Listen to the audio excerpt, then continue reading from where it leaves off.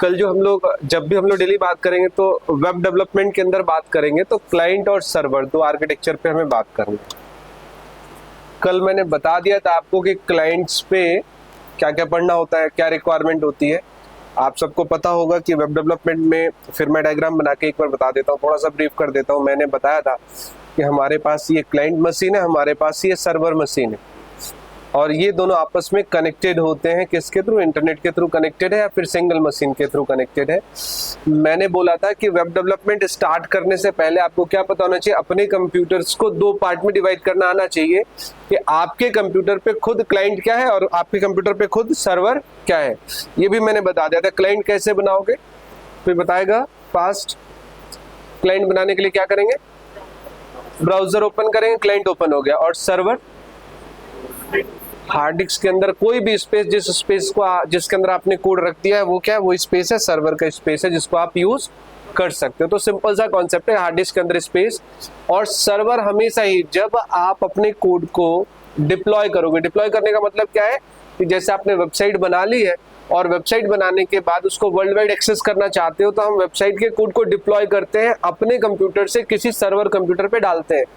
तो जब server computer पे हमें कोड ले जाना होता है तो हम क्लाइंट का कोड नहीं ले जाते, हम क्या ले आते हैं? सर्वर। मींस जो आपने अपने कंप्यूटर में हार्ड डिस्क में सर्वर का कोड रखा हुआ है, उसी कोड को एज इट इज या बिल्ड करके हम क्या करते हैं? कोड को लेकर के जाते हैं और सर्वर पे रख देते हैं।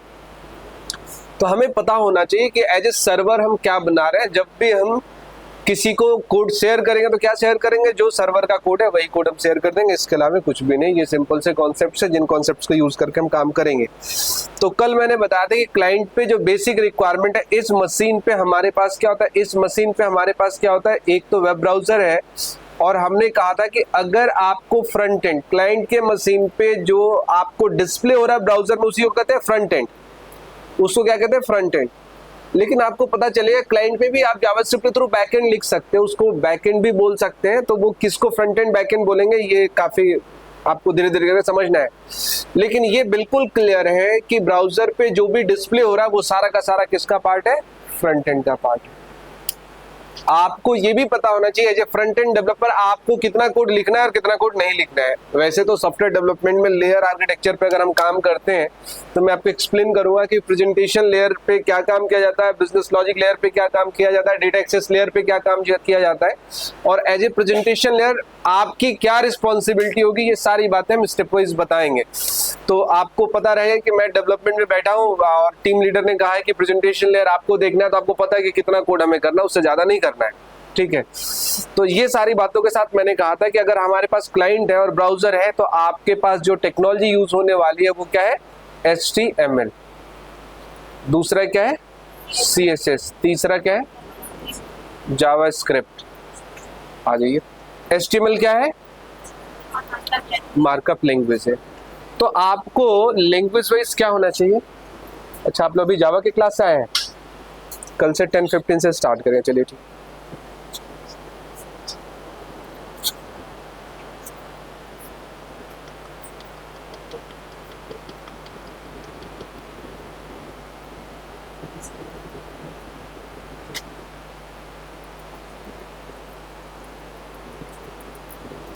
चलिए ठीक है, बैठ जाइए।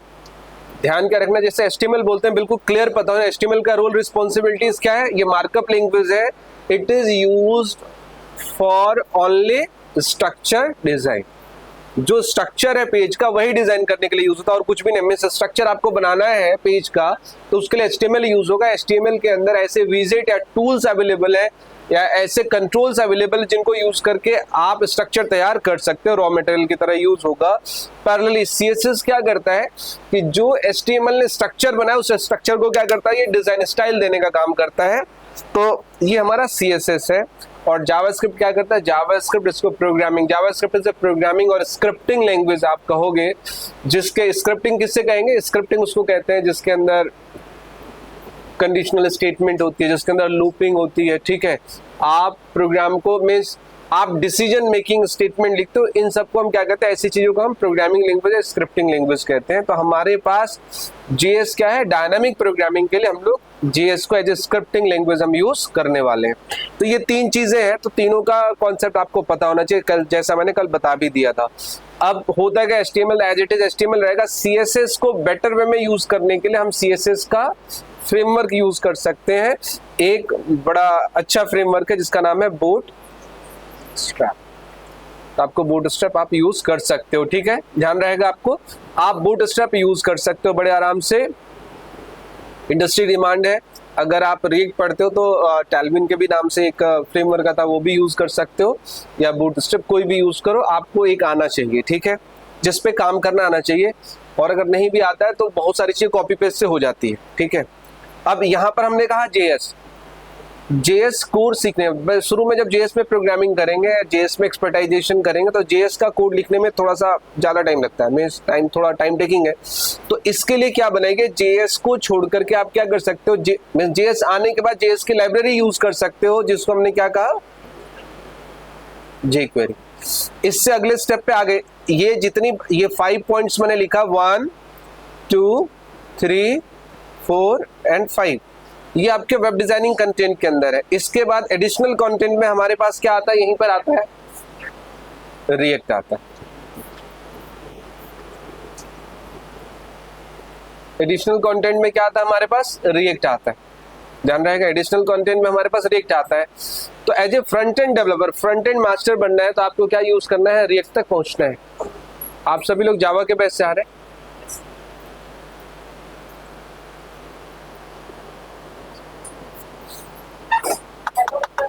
हाँ जी बताइए। स्क्रीन विजिबल नहीं है,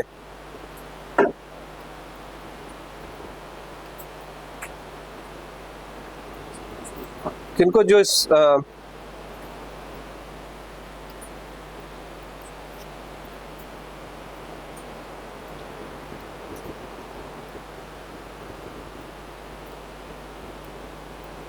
अभी चेक करिए स्क्रीन विजिबल है या नहीं है।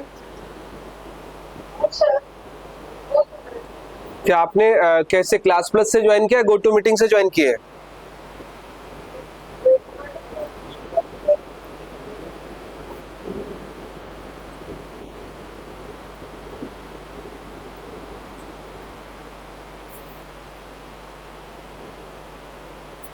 अभी चेक करिए। मैं तो काफी देर से पढ़ा रहा था। फिर चलिए, मैंने ये डायग्राम बनाया था अभी फिलहाल ना, मैंने ये डायग्राम बनाया। मैंने कहा क्लाइंट है, सर्वर है, और क्लाइंट पे जो वेब ब्राउजर है उससे रिलेटेड जो पार्ट हमें स्टडी करना है वो HTML है, CSS और JS है, जावास्क्रिप्ट है, जिसमें मैं जहां से देखता हूँ सबसे इंपॉर्टेंट JS है, सबसे इंपॉर्टेंट जो है जावास्क्रिप्ट है, जो हमें सही से तैयार करना है। CSS से आगे बढ़ने के लिए हमारे पास बूटस्ट्रैप एक फ्रेमवर्क है, जो डिजाइन फ्रेमवर्क है, जिसको आप यूज कर सकते हो, ठीक है। JS में आगे बढ़ने के लिए, आगे काम करने के लिए हम लोग jQuery की लाइब्रेरी, JS की बनी एक लाइब्रेरी यूज करते हैं, तो वो jQuery है।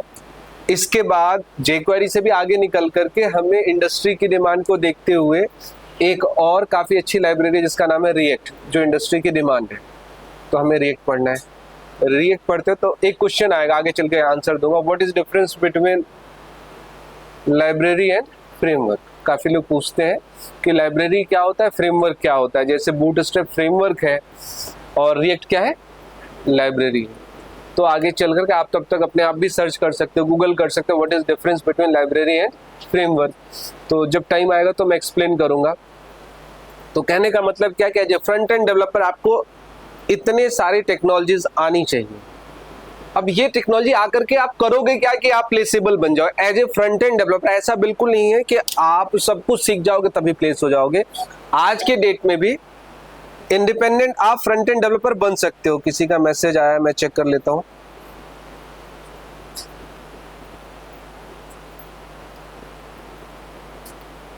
तरुण बत्रा कुछ कहना चाह रहे हैं?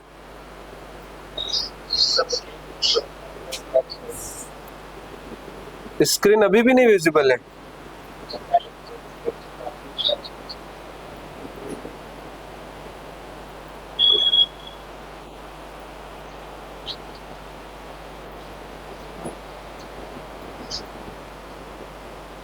अभी चेक करिए।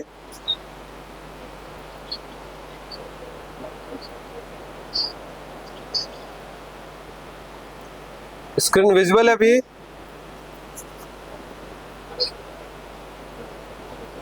चलिए ठीक,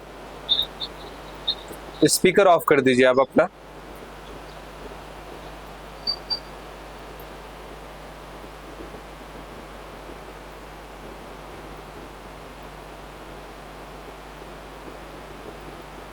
चलिए ये पार्ट हुआ, तो मैं आगे इसी में बताऊंगा क्या कि कौन कौन से टॉपिक्स हैं या फिर कौन से कॉन्सेप्ट्स हैं जो आपके लिए बहुत इंपॉर्टेंट है। जो फ्रंट एंड डेवलपर, आपसे कंपनी क्या एक्सपेक्ट करेगी, आपके पास पहले रिटर्न होना चाहिए।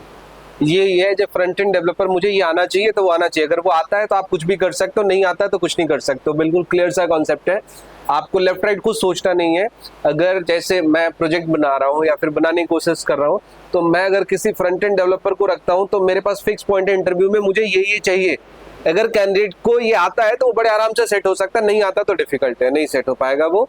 तो ये कौन सा पॉइंट है, क्या है जिसको as a front end developer आपकी रिक्वायरमेंट है, ये सारा समझना है, उसी के अकॉर्डिंग पढ़ना है आपको, आंख बंद करके नहीं पढ़ना है। फिर जैसे हम बैकएंड पे आते हैं तो जो हमारा ट्रैक है, हम लोग क्या कर रहे हैं, हम लोग जावास्क्रिप्ट को यूज करके बैकएंड करना चाहते हैं। तो जावास्क्रिप्ट पहले जो लैंग्वेज आई थी, जावास्क्रिप्ट की हिस्ट्री बड़ी अच्छी हिस्ट्री है। अब हिस्ट्री सुनाने का तो टाइम नहीं तो 1 घंटे उसमें भी लगता है हिस्ट्री को समझने में। जावास्क्रिप्ट की स्पेशली हिस्ट्री जो है काफी फाइट वाली है, बड़ा अच्छा हिस्ट्री है। तो कभी मौका लगे तो आप गूगल वगैरह करके पढ़ने की कोशिश करना हिस्ट्री को। अदरवाइज मैं बताऊं कि जावास्क्रिप्ट पहले केवल फ्रंट एंड के लिए यूज होती थी। तो इस पे वर्क करके हमारे पास एक फ्रेमवर्क आया, जिस फ्रेमवर्क को हम क्या कहते हैं, नोड जेएस। अब ध्यान से समझना, ये ब्राउजर है। पहले जावास्क्रिप्ट केवल ब्राउजर में रन होता था।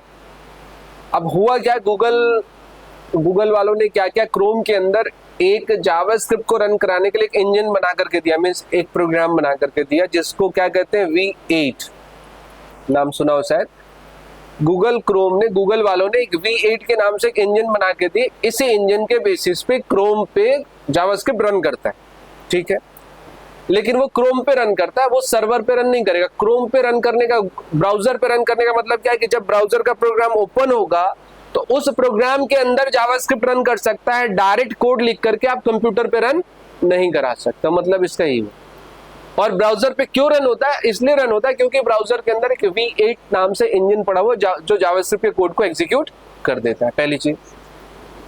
तो हम सर्वर पे नहीं चला पाते थे, तो हम सर्वर साइड इससे प्रोग्रामिंग नहीं कर सकते। मींस सर्वर पे चलाने का मतलब ये होता है कि आप उससे हार्डवेयर इंटरेक्ट कर पाओ, आप उससे हार्ड डिस्क इंटरेक्ट कर पाओ, फाइल हैंडलिंग कर पाओ, ये सारे ऑपरेशंस आप जावास्क्रिप्ट के थ्रू कर पाओ। अब होता क्या है कि जितनी क्लाइंट साइड लैंग्वेज है, ध्यान समझना, जितनी क्लाइंट साइड लैंग्वेजेस हैं जो ब्राउजर पे रन करने वाली लैंग्वेजेस हैं या टूल्स हैं, वो कोई भी लैंग्वेज टूल्स आपके हार्ड डिस्क को एक्सेस नहीं करते, लिमिटेड एक्सेस करते हैं। मींस जावास्क्रिप्ट जो मैं ब्राउजर का यूज करूंगा, उसके हेल्प से मैं आपके कंप्यूटर के किसी एक सिंगल फाइल को ना मैं डिलीट कर सकता हूं, ना ही मैं क्रिएट कर सकता हूं। ये लिमिटेशंस है और ये बहुत जरूरी है, क्योंकि ब्राउजर का कोड हम क्या करते हैं, हम किसी भी मशीन पर रन करा सकते हैं। अब वहां पर क्या होता है कि अगर ब्राउजर के अंदर ये कैपेबिलिटी हो जाए कि वो आपके कंप्यूटर के सी ड्राइव को फॉर्मेट मार सकता है, तो सारा ही गेम खराब हो जाए। तो ऐसी कैपेबिलिटी ही नहीं दी गई है कि आप ब्राउजर में प्रोग्रामिंग करके आप कंप्यूटर को कुछ भी हार्म कर पाओ, ऐसा सिस्टम ही नहीं बनाया गया है। तो कभी आप कोशिश भी करोगे तो नहीं हो सकता है। पहले तो जैसे अभी आज की डेट में देखो, ब्राउजर में हम क्या कर लेते हैं, ब्राउजर जैसे गो टू मीटिंग बना, ये आपका गूगल मीट हम यूज कर रहे हैं या फिर क्लास प्लस यूज कर रहे हैं, तो हम ब्राउजर के थ्रू क्या कर रहे हैं, वीडियो कॉन्फ्रेंसिंग कर रहे हैं या फिर ऑडियो कॉन्फ्रेंसिंग, या ये पूरा का पूरा स्क्रीन शेयरिंग का काम हो रहा है। पहले ये नहीं होता था, ब्राउजर के अंदर इतनी कैपेबिलिटी नहीं थी कि जो ये काम कर पाए। धीरे धीरे ब्राउजर को स्ट्रॉन्ग किया गया और पावर दिया गया है कि अब आप क्या कर सकते हो, ब्राउजर के थ्रू ये काम कर सकते हो। अब आप क्या कर सकते हो, ब्राउजर के थ्रू ये काम कर सकते हो, ब्राउजर को ये कैपेबिलिटी दी गई है। तो जैसे जैसे ब्राउजर को ये कैपेबिलिटी मिल गई है, वैसे वैसे ब्राउजर आगे बढ़ रहा है। तो पहले केवल और केवल डेस्कटॉप एप्लीकेशंस, जो कल मैं बता रहा था, उसके बेसिस से ही सारे काम होते थे। आज की डेट में ब्राउजर ऐसे भी काम कर सकता है। तो जावास्क्रिप्ट के अंदर कुछ लिमिटेशंस है, लेकिन फिर भी आप बहुत कुछ कर सकते हो। किसके साथ, ब्राउजर के साथ कर सकते हो। अब हुआ क्या, सर्वर साइड प्रोग्रामिंग करने के लिए ये जो Node.js फ्रेमवर्क बना, इसने क्या किया, V8 इंजन जो ऑलरेडी गूगल क्रोम का है, उसको ले लिया और प्लस इसमें C++ की लाइब्रेरी यूज करी। C++ क्या है? हार्डवेयर और कंप्यूटर के एक्सेस करने के लिए उसके पास बहुत अच्छी लाइब्रेरी है। तो क्या किया गया, इन दोनों को कंबाइन करके ये फ्रेमवर्क बनाया गया। तो फ्रेमवर्क क्या करता है? फ्रेमवर्क एक सिंगल पार्ट नहीं है, फ्रेमवर्क बहुत सारी चीजें करता है। फ्रेमवर्क ने क्या किया, V8 इंजन को लिया, C++ की लाइब्रेरी को लिया और उसके अंदर जावास्क्रिप्ट को रन करा दिया। तो आप क्या कर सकते हो, जावास्क्रिप्ट के थ्रू जावास्क्रिप्ट को रन करते हो, C++ की लाइब्रेरी कॉल कर सकते हो और लाइब्रेरी कॉल करके आप कंप्यूटर के हार्डवेयर को या फिर कंप्यूटर के डिवाइसेस को एक्सेस कर सकते हो। तो इसने इतना प्रोविजन दे दिया कि आप कंप्यूटर को एक्सेस कर सकते हो, तो आप सर्वर साइड प्रोग्रामिंग कर सकते हो। तो जब से हमारे पास Node.js आया, इसने आपको कैपेबिलिटी दे दी कि बगैर ब्राउजर भी, Node.js ने क्या कैपेबिलिटी दी कि बगैर ब्राउजर आप क्या कर सकते हो, जावास्क्रिप्ट के कोड को एग्जीक्यूट कर सकते हो। अगर आप Node.js पे काम नहीं कर रहे हो तो आप बगैर ब्राउजर कोड को एग्जीक्यूट नहीं कर सकते हो, आपको क्या करना पड़ेगा, ब्राउजर यूज करना पड़ेगा। अगर आपने Node.js फ्रेमवर्क इंस्टॉल कर लिया है तो आपके अंदर कैपेबिलिटी है कि बगैर ब्राउजर पे आप किस कोड को रन करा सकते हो, जावास्क्रिप्ट के कोड को। तो ये डिफरेंसेस क्लियर पता चल रहा है कि अगर जावास्क्रिप्ट को बगैर ब्राउजर रन करना है तो आपकी रिक्वायरमेंट क्या होगी, Node.js फ्रेमवर्क, बगैर उसके रन नहीं होगा। ठीक है, तो जब हम लोग सर्वर साइड पे जाएंगे, मींस बैकएंड, सर्वर के बैकएंड पढ़ेंगे, तो हमें क्या सीखना है, हमें Node.js सीखना है। Node.js सीखने के साथ आप सर्वर साइड प्रोग्रामिंग सीख जाओगे, मींस फाइल हैंडलिंग सीख जाओगे, असिंक्रोनस प्रोग्रामिंग सीख जाओगे, बहुत सारी चीजें उसमें जावास्क्रिप्ट को स्ट्रॉन्ग जो बनाया है वो आपको सीखना है। इसके साथ साथ वेब डेवलपमेंट के लिए यहां पर एक और इन्होंने फ्रेमवर्क दिया जो काफी फेमस है, जिसका नाम है Express.js। Express.js ने क्या किया, Node.js को ही यूज करके सर्वर साइड में आपको वेब डेवलपमेंट पे काम करने के लिए उसने बहुत सारे कोड बनाया दे दिया, जिससे आपको क्या करना पड़ रहा है, आपको इजी हो रहा है वेब डेवलपमेंट को यूज करना सर्वर साइड प्रोग्रामिंग के साथ। तो जब आप सर्वर साइड पे जाओगे तो Node.js के साथ आपको क्या पढ़ना है, Express.js पढ़ना है। पैरेलली आप डेटाबेस में जो रिकमेंडेड है, वो रिकमेंडेड डेटाबेस क्या है, MongoDB। ठीक है, आप चाहो तो क्या यूज कर सकते हो, MySQL यूज कर सकते हो, और रिकमेंडेशन हमेशा होती है कि MySQL करो। MySQL की डिमांड भी काफी ज्यादा है, तो MySQL भी आपको आना चाहिए, जो डेटाबेस आना चाहिए। तो सर्वर साइड पे जब आप स्विच होगे तो Node.js, Express.js, MongoDB, MySQL, ऐसे कॉन्सेप्ट्स को भी आपको क्या करना पड़ेगा, क्या करें, NoSQL। NoSQL क्या होता है, थोड़ा बताइए मुझे।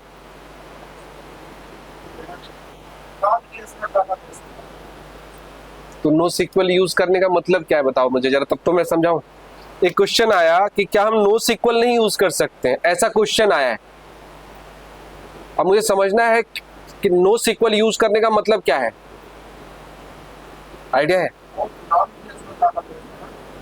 तो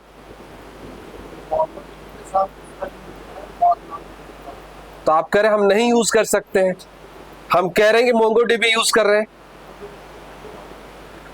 चलिए ठीक है, मैं क्वेश्चन को एलिब्रेट कर देता हूं। जब इन्होंने NoSQL पूछ दिया तो आज की डेट में वैसे ये बताने वाला क्वेश्चन नहीं था, लेकिन क्वेश्चन आ गया तो मैं बता देता हूं। जब हम लोग डेटाबेस पे काम करेंगे तो आपको पता चलेगा कि डेटाबेस की एक ब्रांच होती है जिसको हम कहते हैं DBMS, डेटाबेस मैनेजमेंट सिस्टम।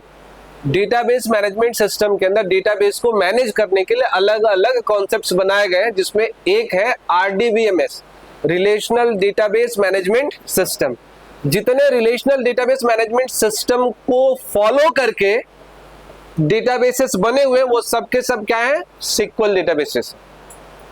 और जितने रिलेशन, दूसरी ब्रांच है नॉन रिलेशनल डेटाबेस। जितने डेटाबेस नॉन रिलेशनल डेटाबेस है वो सब के सब किसको फॉलो करते हैं, NoSQL को फॉलो करते हैं। तो आज की डेट में आपके पास ऑप्शन है SQL डेटाबेस और NoSQL डेटाबेस, दोनों को यूज कर सकते हो। पहले मोस्ट ऑफ द प्लेसेस पे कौन सा डेटाबेस यूज होता था, रिलेशनल डेटाबेस होता था यूज। आज की डेट में रिलेशनल्स के अलावा अलग डेटाबेस भी यूज होते हैं। तो यहाँ जो मैंने MongoDB लिखा है, ये MongoDB स्पेशली NoSQL है या नॉन रिलेशनल डेटाबेस है। तो जो क्वेश्चंस था कि क्या हम यहाँ NoSQL यूज कर सकते हैं, तो क्या आंसर होगा, यूज कर रहे हैं। MongoDB जो NoSQL के नाम से कोई डेटाबेस नहीं है, हम क्या यूज करेंगे, हम यूज करेंगे क्या, हमारा MongoDB यूज करेंगे। एक सेकेंड, एक क्वेश्चन। हेलो, हाँ जी, गुड मॉर्निंग, बोलिए।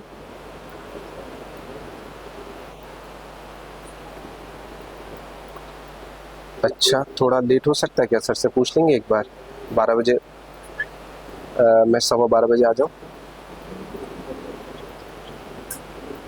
ठीक ठीक।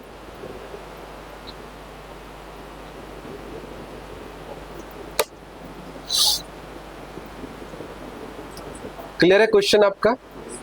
डाउट है तो पूछ सकते हो। तो हमें सही से पकड़ना है, ठीक है? गलत ढंग से पकड़ेंगे ना तो फिर गलत सीख जाएंगे। तो हमें जो पकड़ना है सही से पकड़ना है, और आप पकड़ लो गलत, हम उसको सही करा देंगे, ठीक है? लेकिन कोशिश करना क्वेश्चन होना चाहिए। ऑनलाइन स्टूडेंट सुन पा रहे हैं मुझे? कोई दिक्कत तो अभी नहीं आ रही है? मैं काफी देर से आप लोग का रिस्पॉन्स नहीं ले पाया हूं।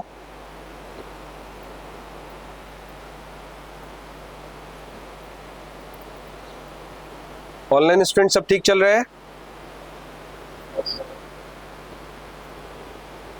यस, चलिए ठीक है। तो मैंने ये बताया, एज ए बैकएंड जब आप पढ़ोगे तो आपके लिए ये चीजें पढ़नी रिक्वायरमेंट है, ये आपको पढ़ना पड़ेगा। तो मैंने आपको क्या क्लियर कर दिया, मैंने आपको क्लियर कर दिया है क्या कि पूरा का पूरा जो फुल स्टैक का प्रोग्राम है JS जावास्क्रिप्ट को यूज करके, उस प्रोग्राम के अंदर ये सारे कंटेंट को आपको कवर करना है। As a front end developer आपकी कुछ रिस्पॉन्सिबिलिटी होगी, और as a back end developer भी आपकी कुछ रिस्पॉन्सिबिलिटी होगी। हेलो, हाँ जी,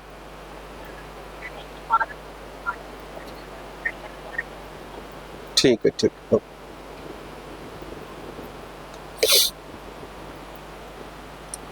चलिए, तो यहाँ तक की बात मैंने बता दी। तो करीब करीब इंट्रोडक्शंस का पार्ट हमने अभी पूरा कर दिया कि होता क्या है हमारा जो है वेब डेवलपमेंट, होता है क्या, इसके पार्ट्स क्या क्या, पढ़ने क्या क्या है आपको, और कैसे हम आगे बढ़ेंगे। अब मैं स्टार्ट करता हूँ, थोड़ा सा प्रोग्रामिंग, थोड़ा सा HTML, CSS, जावास्क्रिप्ट, इन सबको रिलेट करके हम पढ़ना स्टार्ट करेंगे, ठीक है? अब जो मेरी थ्योरी कहती है कि हम लोग बहुत लिमिटेड कंटेंट को पढ़ेंगे। हम लोग बहुत लिमिटेड, मैं जो पढ़ाऊंगा आपको बहुत लिमिटेड कंटेंट पढ़ाऊंगा। और एक मैं थ्योरी को फॉलो करता हूँ जिसको हम कहते हैं काउंटिंग थ्योरी। मैंने कल भी बताया था 1 2 3 हम काउंट करके पढ़ेंगे कि इतना ही पढ़ना है, उससे ज्यादा बिल्कुल नहीं पढ़ना है, और जितना बताया जा रहा है वो जरूर पढ़ना है, ठीक है? तो मेरा कहने का मतलब क्या है कि मैं आपको बताऊं कि हर जगह प्रोग्रामिंग है, चाहे वो HTML है, चाहे वो CSS है, चाहे वो जावास्क्रिप्ट है। हर जगह प्रोग्रामिंग, हर जगह जावास्क्रिप्ट जा सकता है, हर जगह जावास्क्रिप्ट जा सकता है। तो हमें इस पॉइंट्स को लेकर के काम करना है, इस चीज को लेकर के चलना है। तो मैं आपको कुछ चीजें बताने की कोशिश करता हूँ, कुछ प्रोग्रामिंग, HTML और इन सारी चीजों को लेकर के चलते हैं और समझने की कोशिश करते हैं। तो देखो, मैं टॉपिक स्टार्ट कर रहा हूँ। मैं टॉपिक स्टार्ट करने में हमने कहा क्या कि हम लोग कुछ करना स्टार्ट करते हैं। तो हमने कहा वेब डेवलपमेंट स्टार्ट कर रहे हैं। दोबारा से मैं लिखता हूँ, और इसके अंदर जो हमें पढ़ना स्टार्ट करना है वो स्टार्ट करना है HTML, CSS एंड जावास्क्रिप्ट। अब एक तरीका क्या है कि हम HTML लाइन बाय लाइन पढ़ना स्टार्ट करें, उसको फिनिश करें, फिर हम CSS स्टार्ट करें, उसको फिनिश करें, फिर बूटस्ट्रैप और समथिंग फिनिश करें, और फिर हम क्या करें, JS पे आए। लेकिन इस स्टाइल से मैं पढ़ाता नहीं हूँ, हम कुछ थोड़ा सा अलग स्टाइल यूज करते हैं। हमें लगता है कि HTML भी पढ़ना है तो उसके अंदर HTML को जावास्क्रिप्ट से कैसे एक्सेस करना है वो आना चाहिए आपको। CSS भी पढ़ना है तो CSS को जावास्क्रिप्ट से कैसे एक्सेस करना है वो आपको आना चाहिए। तो बगैर JS पढ़े हुए मैं इन दोनों को पढ़ता हूं तो बड़ी दिक्कत सी आती है। मींस लगता है कि कॉन्सेप्ट अधूरा हो रहा है। जैसे मैंने एक प्रोग्राम बनाया कि एक टेक्स्ट बॉक्स लगाना सिखाया, उसके डेटा को अगर मैं रीड करना नहीं सिखा रहा हूँ, राइट करना नहीं सिखा रहा हूँ, तो फिर वो दिक्कत की बात है। बस आप सामने फ्रंट देख रहे हो, उसके बैक का कुछ भी आप कर नहीं पा रहे हो। तो थोड़ा सा हम मर्जिंग टेक्नोलॉजी को यूज करके करेंगे, मर्ज करते हुए काम करेंगे। तो कैसे मर्ज करते हुए काम करेंगे, क्या हमारी सॉफ्टवेयर रिक्वायरमेंट, हम ये देखते हैं। तो इसके लिए कुछ इंस्टॉलेशन की भी रिक्वायरमेंट पड़ेगी जो मैं आपको बताऊंगा। लेकिन हम लोग स्टार्ट क्या करते हैं, हम लोग कुछ कॉन्सेप्ट से स्टार्ट करते हैं। मैंने कहा कि अभी HTML CSS पे भी आने वाला हूं। हम क्या कर रहे हैं, हम पहले जावास्क्रिप्ट को फोकस करते हुए थोड़ा सा आगे बढ़ते हैं इस कॉन्सेप्ट्स पे, और एक दो छोटे कॉन्सेप्ट्स में बताऊंगा। जैसे हमें पढ़ना क्या है, जावास्क्रिप्ट में पढ़ाऊंगा तो मुझे फोकस होके पढ़ना क्या है, कुछ ही बातें पढ़नी है बस, उससे ज्यादा कुछ भी नहीं पढ़ना है। तो जावास्क्रिप्ट के अंदर जो हमें पढ़ना है वो क्या पढ़ना है, नंबर 1, ध्यान समझो क्या, काउंटिंग थ्योरी से काउंट करा। नंबर 1 क्या पढ़ना है,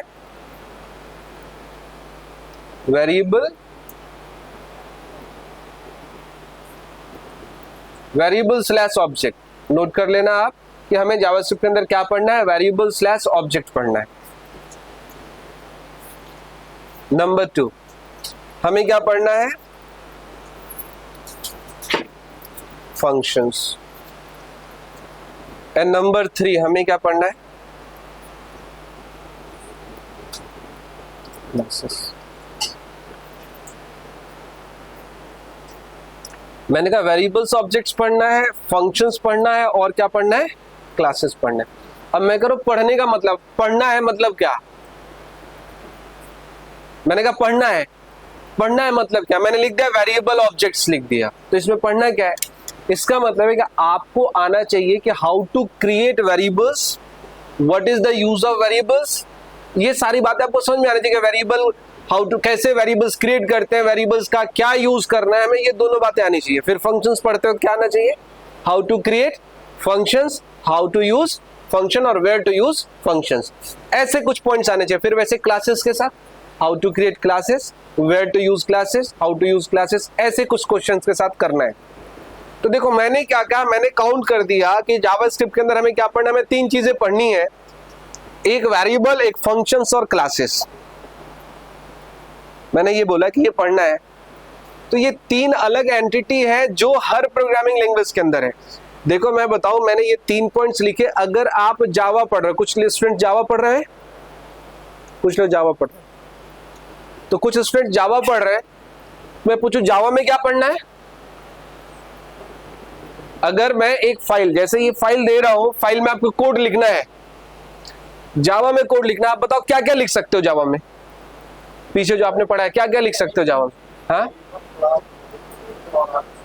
वेरिएबल क्लास, केवल 3, यही सब नहीं, केवल 3। ध्यान रखो, आप चाहे जितना पढ़ लो, आपको लिखना 3 ही चीजें जो मैंने काउंट कर ली। जावा पढ़ लोगे तो उसके अंदर भी वेरिएबल्स ऑब्जेक्ट्स बनाओगे, उसके अंदर भी फंक्शंस बनाओगे, उसके अंदर क्लास बनाओगे। अब कहोगे, कुछ लोग कहेंगे सर इंटरफेस भी बना सकते हैं, सब एक जैसे हैं, कह सकते हैं, ठीक है, लेकिन मैं ब्रॉड सेंस में देखता हूं, ऐसे तो बहुत सारी चीजें बनाओगे लेकिन सब एक दूसरे के इक्विवेलेंट है। ग्लोबली डिफरेंशिएट अगर जो आप कर पाओगे, ये 3 चीजें हैं।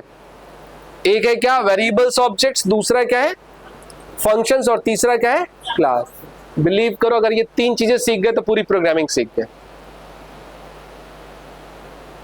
पूरी प्रोग्रामिंग 3 ही चीजें हैं, और 3 चीजें यहां की सीख गए ना तो किसी लैंग्वेज की भी सीख जाओगे। सारी लैंग्वेज में एक ही जैसे है। क्या वेरिएबल जो हमारे यहाँ जावास्क्रिप्ट का वैसा जावा में नहीं है, होगा नहीं होगा तो हम बताएंगे, सेम है, देखेंगे सेम है नहीं है, हो सकता है कुछ डिफरेंस भी हो, तो वो डिफरेंसेस में क्लियर करा दूंगा, वो मैं डिफरेंसेस क्लियर करा दूंगा। तो ऐसे कॉन्सेप्ट्स हमें पढ़ने हैं, समझने हैं, ठीक है। फंक्शंस ऑलमोस्ट हर जगह पढ़ा हुआ होगा आपका। अब एक अच्छी बात क्या है कि देखो, जैसे ये क्लासेस लिखा हुआ है, जावास्क्रिप्ट के अंदर क्लासेस भी हैं, लेकिन मैं आपको बताऊं, जो फ्रंट एंड डेवलपर, जो फ्रंट एंड का पार्ट है, रिएक्ट तक का पार्ट है, रिएक्ट तक के पार्ट में क्लासेस यूज नहीं होते हैं। क्लासेस नाम मात्र यूज होगा। तो मैं कुछ एक जगह पे क्लासेस बता दूंगा, यानी कि फ्रंट एंड पढ़ने के लिए जावास्क्रिप्ट के साथ आपको 2 ही चीज पढ़ना है, क्या, वेरिएबल और फंक्शन।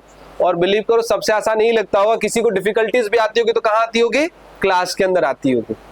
क्लासेस लोगों को थोड़ा कम समझ में आता है। रिएक्ट वालों ने पहले क्लास मॉडल बनाया था, बाद में खत्म ही कर दिया। वो पूरा का पूरा किस मॉडल पे काम करते हैं, फंक्शनल मॉडल पे काम करते हैं, फंक्शंस पे काम करते हैं। तो कम से कम 2 चीजें, 3 पढ़नी है, उसमें से भी 2 पढ़ोगे तो आपका फ्रंट एंड काम कर सकते हैं। तो इतनी क्या दिक्कत है, 2 तो पढ़ ही सकते हो। आप कहोगे सर 2 में से 1 से काम चला ले, नहीं चलेगा। तो कम से कम जो रिक्वायरमेंट आपको पूरे तरह से क्लियर कट क्या आना चाहिए, वेरिएबल ऑब्जेक्ट। क्लियर कट क्या आना चाहिए आपको, फंक्शंस। इसमें कोई कंफ्यूजन है तो फिर दिक्कत है, ठीक है। तो आगे जितने कॉन्सेप्ट्स होंगे, मैं सारे कॉन्सेप्ट्स, वेरिएबल और फंक्शंस, इन सारी चीजों पे आपको सिखा दूंगा, ठीक है। ये हो गया। इसके अलावा कुछ चीजें और पढ़नी है। कुछ चीजें और पढ़नी है। वो क्या पढ़ना है मैं आपको बता रहा हूँ, एज ए प्रोग्रामिंग में बता रहा हूँ, और हर लैंग्वेज के लिए बता रहा हूँ, केवल इसी के लिए नहीं। तो मैंने क्या किया, इस पे स्टार लगा, टिक लगा दिया, इस पे टिक लगा दिया, और इस पे क्या लगा दिया मैंने, स्टार लगा दिया। ये नोटेड रखना है कि दो चीजें तो हमें बहुत स्ट्रॉन्ग करनी है, हम टाइम भी देंगे इन दोनों चीजों पे, काफी टाइम देंगे हम, ठीक है। फिर हमने कहा कि इसके अलावा जावास्क्रिप्ट में क्या पढ़ोगे आप, नंबर 1। फिर लिखता हूं,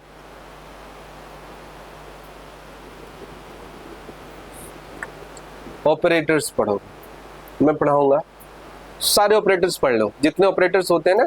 एक ऑपरेटर जो हम नहीं पढ़ाते हैं वो है बिटवाइज ऑपरेटर, जानबूझ के छोड़ देता हूं, क्योंकि आज तक मैंने सॉफ्टवेयर डेवलपमेंट में एक भी ऐसा एप्लीकेशन मैंने नहीं बनाया है जिसमें बिटवाइज ऑपरेटर यूज हुआ है।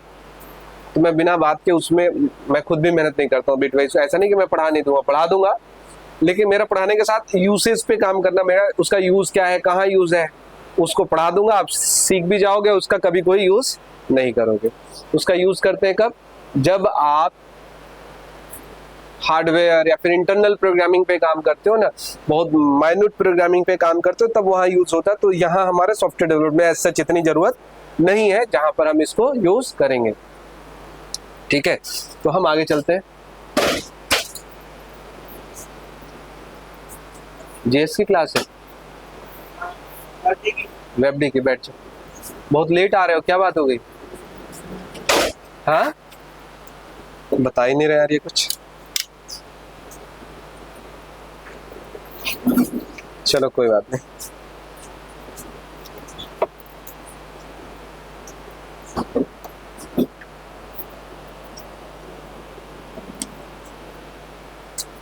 चलिए ठीक है, फिर मैं बता रहा हूं क्या, एक ऑपरेटर पढ़ना है, दूसरा क्या पढ़ना है, हाँ क्या कह रहे हो, दूसरा पढ़ना है कंट्रोल स्टेटमेंट, और तीसरा क्या पढ़ना है, लूप। 3 चीज इधर, 3 चीज इधर, टोटल काउंटिंग क्या हो गई, 6। केवल और केवल 6 चीज समझ करके आप किसी भी प्रोग्रामिंग लैंग्वेज पे कमांड कर सकते हो, इससे ज्यादा कुछ नहीं, इससे ज्यादा कुछ नहीं, ठीक है। हमने कहा ये तो पढ़ना है आपको, ठीक है। अब ये पढ़ के करना क्या है, ये पढ़ के करोगे क्या, ये भी मैं पॉइंट्स बताता हूं। What we have to do in programming, मैं टाइटल दे देता हूं, और ये सारे मतलब कि कहीं बुक में लिखी हुई बातें नहीं है, सारा मैं आपको बता रहा हूं कि जिससे आप सोच पाओ कि आपको करना क्या है। आप एज ए सॉफ्टवेयर डेवलपर बन रहे हो तो आपको सीखना क्या है, ध्यान रखो, कुछ ही लिमिटेड बातें सीखनी है। मैं लिखता हूं यहां नोट करके, as a programmer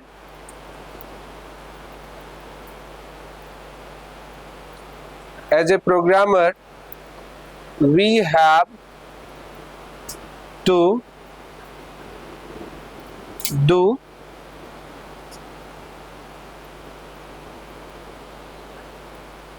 following things. Number 1, हाँ मैं बताऊंगा क्या करना। Number 1, how to store data, and number 2, how to retrieve data। 2 चीजें, ये भी काउंट कर लेना। तो मैं काउंट करा, ऊपर 3, ये 3 और ये 2, मीन्स हर जगह आपको क्या करना है कि how to store data and how to retrieve data. देखो जब तक आप समझोगे नहीं ना, तब तक वेरिएबल पढ़ने का कोई फायदा नहीं, जब तक आप समझोगे नहीं तब तक डेटा टाइप पढ़ने का कोई फायदा नहीं है। तो उन सबसे पहले ये हमें करना है क्या, how to store data, how to retrieve data. जैसे मैं एग्जांपल दिखा रहा हूं, जैसे मैं एग्जांपल अगर मैं बताऊं, आपको प्रोग्रामिंग करनी है, किसके लिए प्रोग्रामिंग करनी है, मान लो मैंने क्या किया, CMD ओपन कर दिया, इस स्क्रीन को प्रोग्राम करना है। तो आपको इस स्क्रीन पे क्या सीखना पड़ेगा कि इस स्क्रीन पे मैं कैसे राइट कर पाऊं, मैं कुछ इंफॉर्मेशन कैसे डिस्प्ले कर दूं, और फिर क्या सीखना पड़ेगा, अगर यहां कुछ लिखा हुआ उसको मैं कैसे इंटरनल रीड कर पाऊं। 2 ही चीज इस स्क्रीन पे काम, इसको कंसोल कहते हैं। तो कंसोल में 2 operation, how to read data from console and how to write data to console. बस जो मैंने लिखा, how to store and how to retrieve, ये 2 पॉइंट लिखा। कहीं भी किसी भी लेयर पे जाओगे ये काम करना। फ्लिपकार्ट उठा लो आप, मैं यहां पर क्या करता हूं, फ्लिपकार्ट ओपन कर लेता हूं,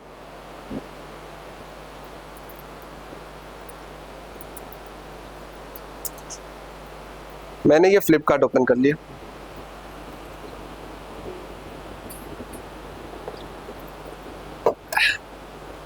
अब ये फ्लिपकार्ट है, हमें करना क्या है, कहीं डेटा रखा हुआ है, कहीं से डेटा उठा करके ले आना है हमें, और यहाँ पर क्या करना है, display.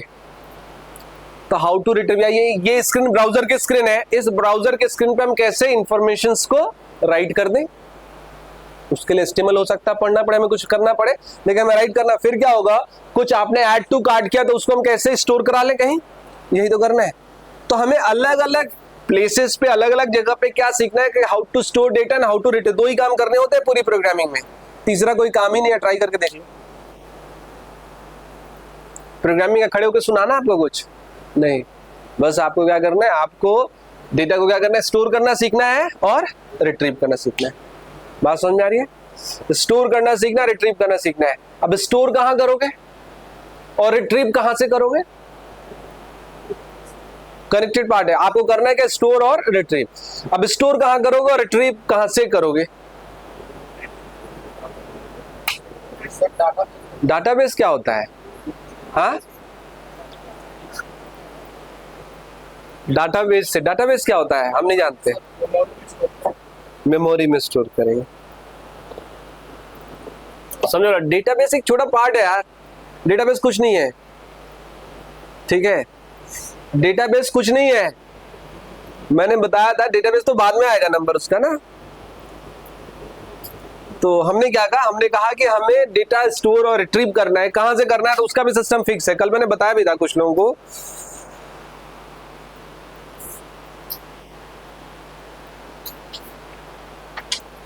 Sir your voice is not clear, ये तो दिक्कत की बात है।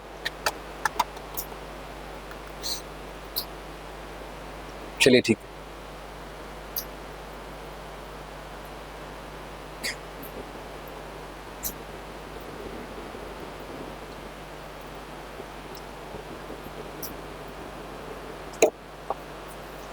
कुछ स्टूडेंट्स थोड़ा लेट आए हैं, थोड़ा सा ब्रीफ करते हुए आगे बढ़ जाता है कि थोड़ा सा माइंड में आ जाए। आप लोग थोड़ा लेट आए, हम लोग वेब डिजाइनिंग पढ़ रहे हैं। ऑनलाइन स्टूडेंट जिसको आवाज नहीं आई थी फिर से दोबारा से सुन लेंगे थोड़ा सा।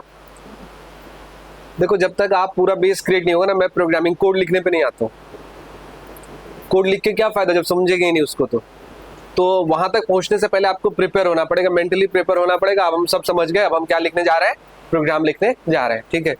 तो मैंने क्या कहा, हमें सॉफ्टवेयर डेवलपमेंट में कहानी ऊपर से चली आ रही है, लेकिन वेब डेवलपमेंट में हमें HTML CSS JS हमें रीड पढ़ना है, और जिसमें जावास्क्रिप्ट के अंदर हमें क्या क्या सीखना पड़ना है। मैंने काउंटिंग थ्योरी के थ्रू बताया कि जावास्क्रिप्ट के अंदर केवल 3 चीजें सीखना है हमें, वेरिएबल्स, फंक्शंस एंड क्लासेस।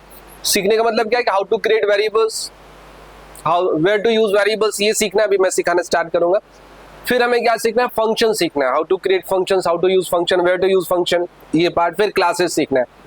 3 ही चीजें सीखनी है, और वो भी फ्रंट एंड डेवलपर में 2 ही चीजें सीखनी है, जो मैंने टिक लगाया, और स्टार वाले को बाद में सीखने का पॉइंट आएगा जो मैं बता दूं। इसके अलावा 3 चीजें और सीखनी है, 3 चीजें और सीखनी है, और मैं आपको कुछ हाईलाइट कर देता हूं, कुछ बातें बता देता हूं। क्या है, वेरिएबल्स आपको समझ में आ जाएगा, जो मैं थ्योरी दूंगा 2 घंटे आपको पढ़ाऊंगा वेरिएबल्स, तो उसमें आपको वेरिएबल समझ में आएगा, बहुत दिक्कत नहीं होगी। फंक्शंस तो 100% समझ में आ जाएगा, बगैर फंक्शंस के काम करना डिफिकल्ट होता है, तो फंक्शन पे फोकस करें, फंक्शन आपको समझ में आ जाएगा। क्लासेस जब आएगा तो देखेंगे, क्लासेस थोड़ा अप डाउन होगा, लेकिन मेहनत करोगे तो सीख जाओगे, ठीक है। इसके बाद मैंने कहा 3 चीजें और सीखनी है आपको, operators, control statement and loops. तो ऑपरेटर्स, बहुत सारे ऑपरेटर्स होंगे, कौन से होंगे, जैसे अर्थमेटिक पढ़ोगे, plus, minus, multiply, divide, modulus, ऐसे करके ऑपरेटर होंगे। Equals to, double equals to, not equals to, ऐसे करके ऑपरेटर्स होंगे। डबल एंड, और, नॉट, ऐसे ऑपरेटर्स होंगे, बहुत सारे ऑपरेटर्स होंगे। आपने कुछ पहले प्रोग्रामिंग लैंग्वेज पढ़ी होगी, कुछ सीखा होगा, कौन सा ऑपरेटर डिफिकल्ट है इनमें से?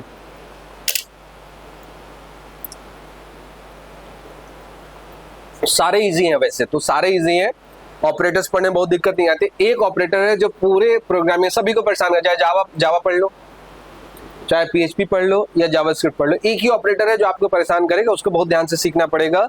वो ऑपरेटर कौन सा है? ये सिंगल इक्वल्स टू, इसको हम क्या कहते हैं?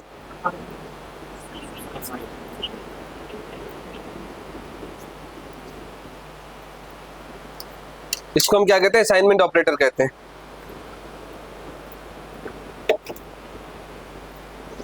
आज मैं शायद 11:40 तक ही पढ़ाऊंगा, मुझे कहीं जाना है आज, थोड़ा लेट पे स्टार्ट किया, कल और थोड़ा ज़्यादा पढ़ेंगे और कुछ लोग बाद में भी आ रहे हैं, तो देखते हैं जहाँ तक समझ पाए।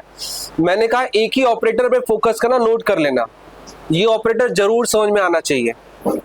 और मैं बताऊं सबको आता है, और फिर मैं कह रहा हूं किसी को नहीं आता है, ध्यान से सुनना। मीन्स आपका जो कॉन्फिडेंस कहता है कि आपको इक्वल्स टू आता है और मेरा कॉन्फिडेंस कह रहा है कि आपको इक्वल्स टू नहीं आता, बस इतना ही कहते हैं। तो मुझे आपको सिखाना है कि इक्वल्स टू ऑपरेटर आप कैसे यूज कर।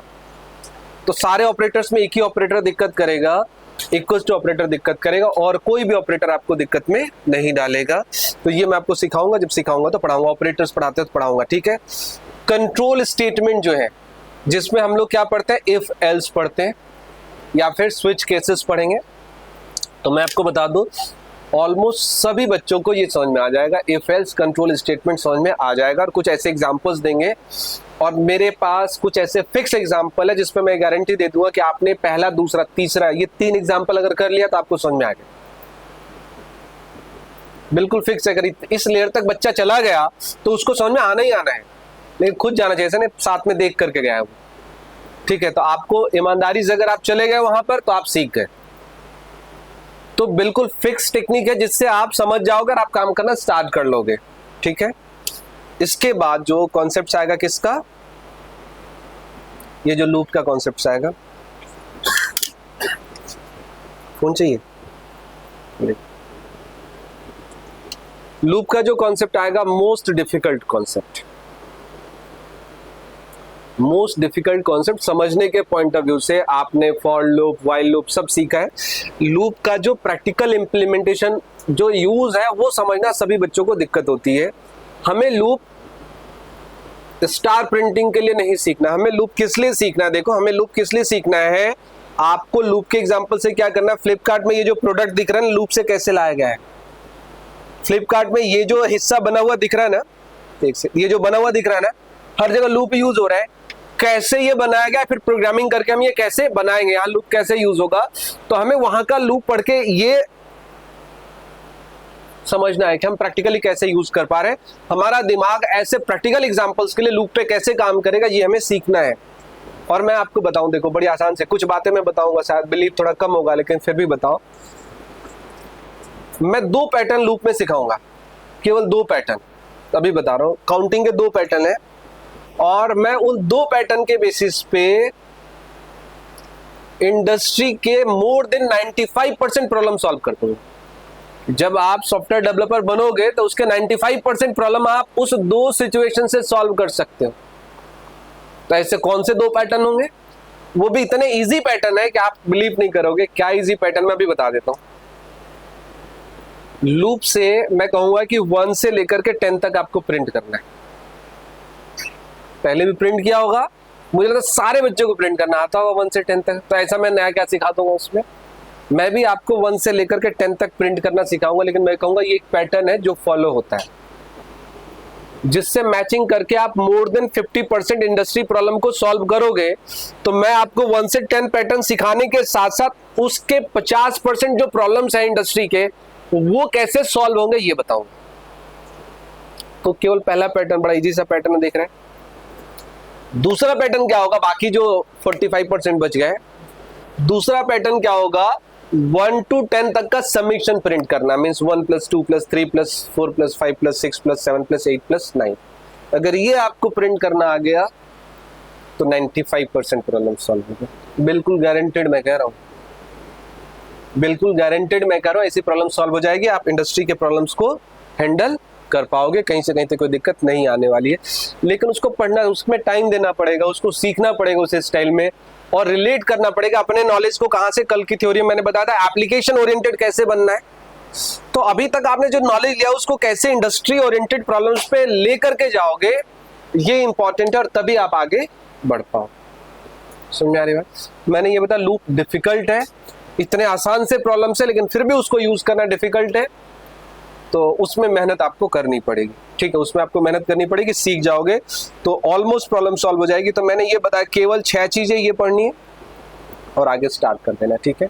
अब समझो, अब समझो, मैंने कहा कि एज ए प्रोग्रामर आपको करना क्या है, तो 2 ही चीजें करनी है एज ए प्रोग्रामर, कभी भी 2 ही चीजें करनी है आपको। क्या करना है, how to store data and how to retrieve data, दो चीजें सीखनी है, how to store data and how to retrieve data. अब हमने कहा डेटा स्टोर कहां करना है, डेटा रिट्रीव कहां करना है, ध्यान समझो, कंप्यूटर में ही तो करना है या कंप्यूटर के बाहर करोगे, घर से ऐसा नहीं बकेट लेके आओगे उसके अंदर डेटा रखना है। तो ध्यान रखो जो काम करना है वो किसके अंदर करना है, कंप्यूटर के अंदर करना है। यानी कि इस कंप्यूटर के अंदर मुझे डेटा स्टोर करना आना चाहिए और इसी कंप्यूटर से मुझे डेटा रिट्रीव करना आना चाहिए, दो चीजें आनी चाहिए। अब क्वेश्चन ये उठता है कि डेटा स्टोर रिट्रीव करेंगे कहां, तो समझने की कोशिश करो। जो हमारा कंप्यूटर है इसमें स्टोर करने के लिए हमारे पास क्या है, हमारे पास मेमोरी है, और ये मेमोरी भी फिक्स है, दो ही कैटेगरी की मेमोरी है, एक को हम कहते हैं प्राइमरी और टेम्परेरी मेमोरी, यही कहते हैं, और दूसरे को क्या कहते हैं, सेकेंडरी और परमानेंट।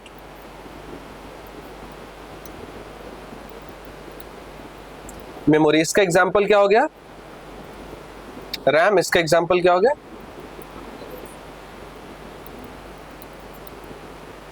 ऐसे समझते हो। तो कंप्यूटर में दो ही टाइप की मेमोरी होती है, और हमने कहा जब प्रोग्रामर हमें दो ही चीज सीखनी है, how to store data and how to retrieve data. तो आपको पता है क्या सीखना है, बताओ क्या सीखना सिखाऊंगा मैं आपको। मैंने कहा काम क्या करना है, डेटा स्टोर करना सीखना है और डेटा रिट्रीव करना सीखना है। और मैंने कहा स्टोर रिट्रीव कहाँ करना है, कंप्यूटर में करना है। कंप्यूटर में स्टोर और रिट्रीव करने की दो ही जगह होते हैं, एक ही जगह होता है मेमोरी, और मेमोरी दो कैटेगरी की होती है, एक होता है रैम और एक होता है हार्ड डिस्क या रोम। तो मैं क्या सिखाऊंगा आपको, क्या सिखाऊंगा, क्या लग रहा है भाई, ये तो सिखाऊंगा how to store data into RAM and how to retrieve data from RAM, यही तो सिखाऊंगा। और फिर क्या सिखाऊंगा इसके बाद, नहीं समझ में आ रहा है, इसी क्या बात है, दो मेमोरी है, एक प्राइमरी एक सेकेंडरी, ठीक है। प्राइमरी मेमोरी का हमने रैम कहा, हमने कहा डेटा स्टोर करना सीखना, डेटा रिट्रीव करना सीखना है। तो भाई रैम में मैं आपको सिखाऊंगा रैम में कैसे डेटा स्टोर करोगे, रैम में डेटा कैसे रीड करोगे। रैम आपको पता, लाइट गई तो रैम गया, तो लाइट गई तो मेमोरी गया, पावर के साथ ही मेमोरी चल रही है, इसीलिए रैंडम एक्सेस मेमोरी कहते हैं इसको, टेम्परेरी मेमोरी कहते हैं। तो हमें जो सीखना है, एक सेकंड जरा मैं ऑनलाइन वालों से ही पूछ लूं, वो कनेक्टेड है ना।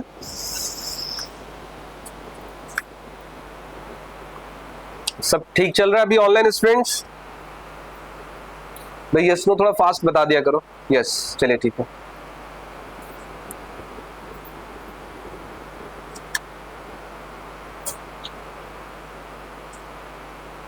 चलिए ठीक है।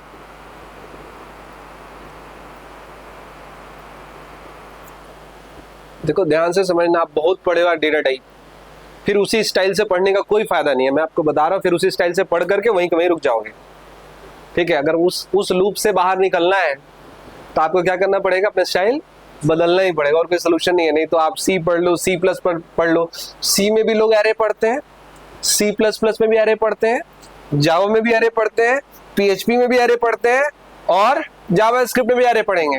5 एरे पढ़ लिया इसका मतलब कि 0 पढ़ा, कुछ नहीं पढ़ा उसने, एक ही एरे पढ़ना है। जो एक एरे पढ़ेगा ना वो सभी के एरे सीख जाएगा, जिसने 5 एरे पढ़ लिया वो कुछ नहीं सीख पाएगा। तो एरे पढ़ते हो तो हमें एरे पढ़ना होता है, ना कि जावा का एरे और जावा स्क्रिप्ट का एरे और पीएचपी का एरे, ऐसा कुछ नहीं, ठीक है। तो खैर चलो, हमने कहा रैम है और हार्ड डिस्क है, रूम है। कोई कुछ कह रहा है? मुझे सुना ही नहीं दिया, थोड़ा तेज बोलो। अच्छा वॉइस नहीं आ रही है, ये दिक्कत है मैं। अच्छा रिपीट हो रही है,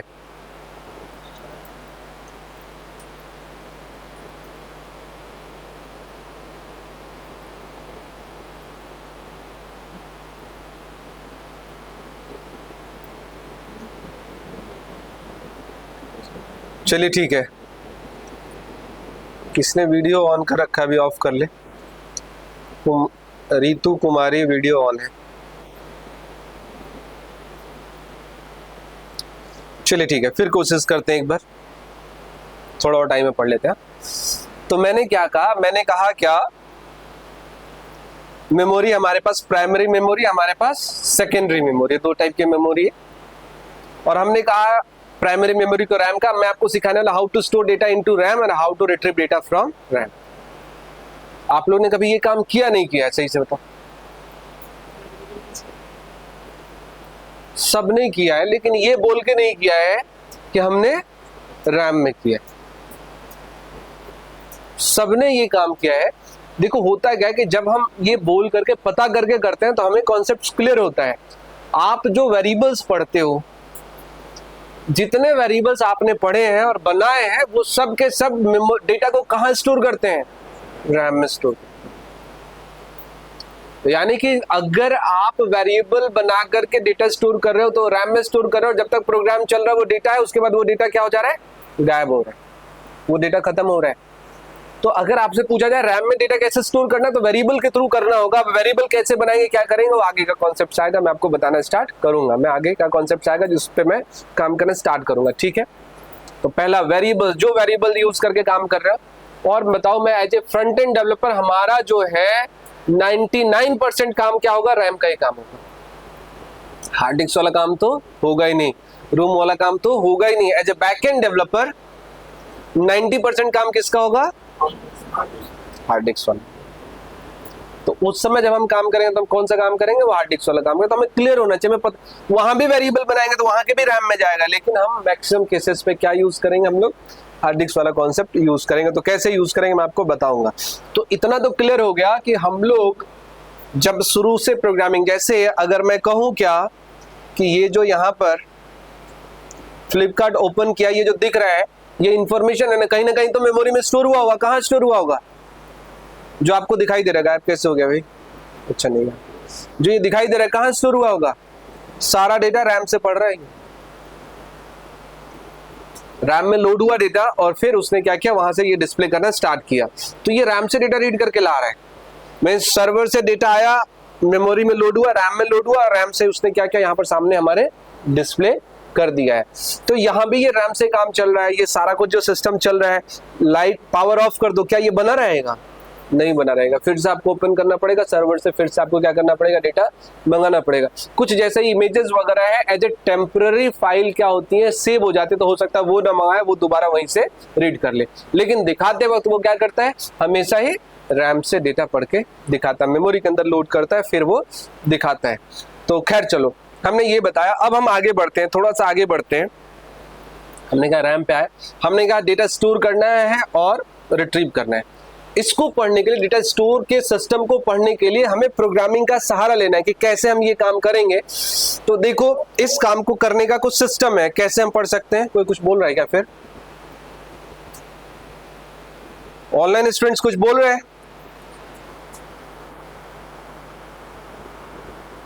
नहीं बोल रहे।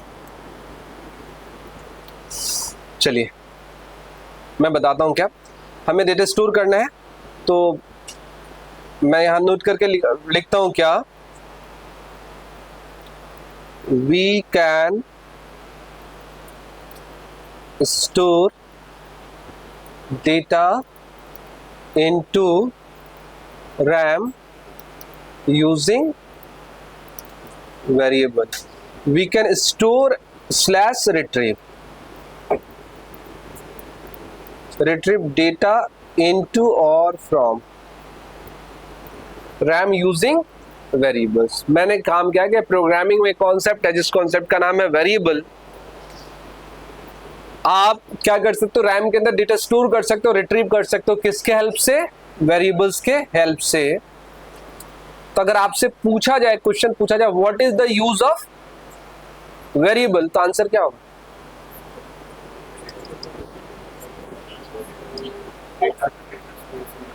हाँ, डेटा कंटेनर। इतना डिफिकल्ट क्यों बनाते हैं यार? हाँ, मजा आता है आपको डिफिकल्ट बनाने में कॉन्सेप्ट्स को? ये लिखा नहीं समझ में आ रहा है? Variable is use to store and retrieve data, या ऐसे बोलो, variables are use to store data into RAM and variables are use to retrieve और रीड डेटा फ्रॉम रैम। ये बात नहीं समझ में आ रही? आ रही है ना?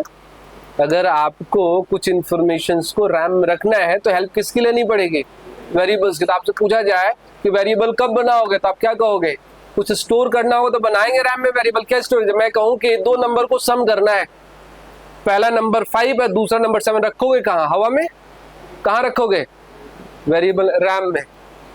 तो रैम में रखना है तो क्या बनाना पड़ेगा हमें? इसीलिए पढ़ रहे हैं। यू समझ आ रहा है? तो दो नंबर रखना है। अभी हमने कहा दो नंबर रखना है, हमने कहा 10 नंबर रखना है। देखो जब रखने की बात आई 10 नंबर रखना है, 50 नंबर रखने हैं, या फिर चलो नंबर छोड़ो हटाओ, रखने की बात होगी तो क्या क्या होगी? नंबर हो गया, फिर कहना अरे ये पूरा रखना है, रखने का ये तरीका होगा। फिर कहा जाएगा जैसे ये 1+ ओपन किया, एक ये ओपन कर लिया, देखो जरा इसके साथ देखो क्या क्या इंफॉर्मेशन है। ये टाइटल दिख रहा है, हमें रैम में ये टाइटल भी रखना है, ये ऑफर भी रखना है, पता नहीं इतनी सारी चीजें रखनी है। तो आपको सीखना पड़ेगा ना कि एक छोटी वैल्यू, उससे एक बड़ी वैल्यू, एक बहुत बड़ी वैल्यू कैसे हम रैम में रखेंगे। तो ये सीखने का पार्ट।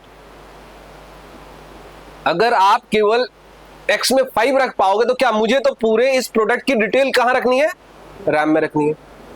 तो एक सिंगल वेरिएबल बेस, अगर मैं कहता हूं कि 2 स्टोर करना है, उसके लिए आपको वेरिएबल पता है, लेकिन पूरे प्रोडक्ट की डिटेल स्टोर करने के लिए वेरिएबल नहीं पता है, तो फेल हो जाओगे। कोई कुछ कह रहा है और मुझे लग रहा है स्पीकर वहां चला गया तो सुनाई मुझे कम दे रहे हैं।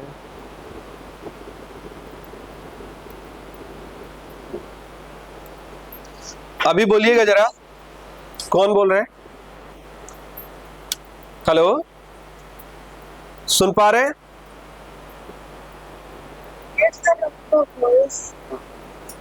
वॉइस आ ही नहीं रहे।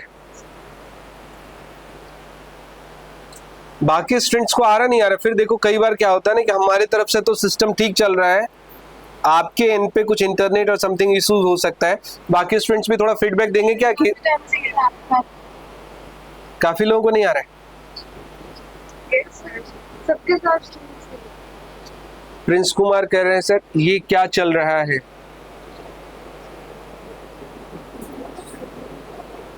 क्या आंसर दो प्रिंस?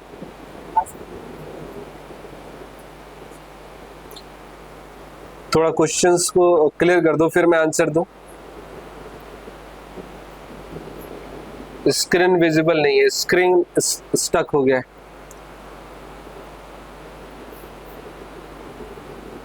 मैं दोबारा से प्रेजेंटेशन देता हूं।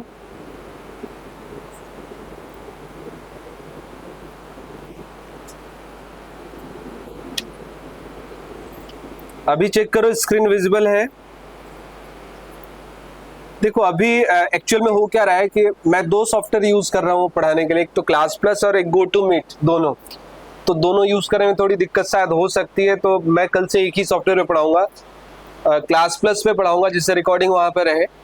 तो जितने GoToMeeting वाले हैं जो अभी डेमो वगैरह देख रहे थे वो सभी के सभी वो अपना क्लियर करें कि वो ज्वाइन कर लें, और आगे क्लास प्लस से हम लोग पढ़ना स्टार्ट करेंगे तो शायद प्रॉब्लम सॉल्व हो जाएंगे। नाउ इट्स विजिबल, चलिए ठीक है। कह रहे ना वॉइस क्लियर है प्रिंस, करे ना ही स्क्रीन क्लियर है, ये तो गलत बात है यार। मैं अभी ट्राई थोड़ा और देखता हूँ।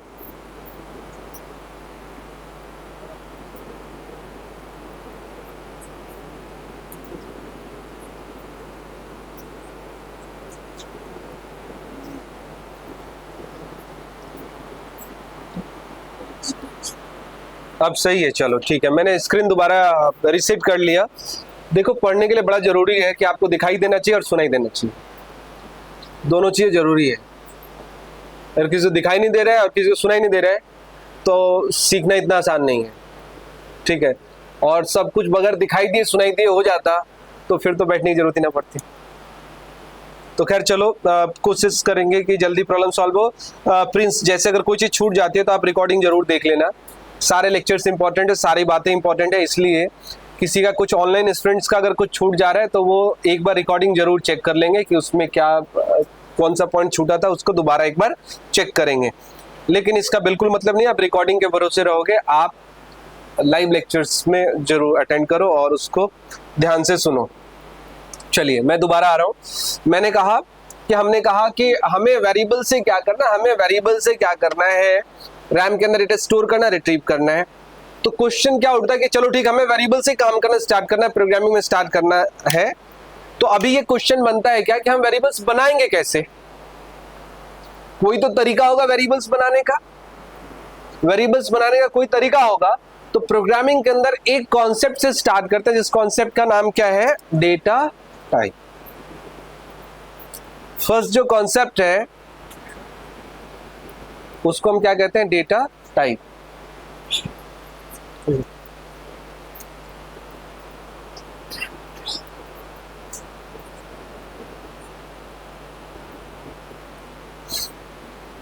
फर्स्ट जो कॉन्सेप्ट है डेटा टाइप।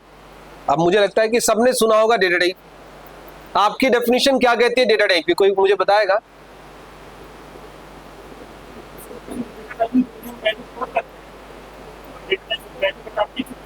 अच्छा फिर बताओ, डेटा टाइप में वैल्यू स्टोर करते हो?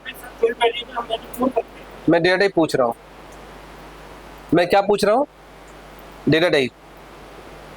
पहले आपने कैसे बताया कि डेटा टाइप में जो स्टोर करते हैं? हाँ बोली, हेलो, हाँ दोबारा बताओ, डेटा टाइप्स को क्या कहते हो?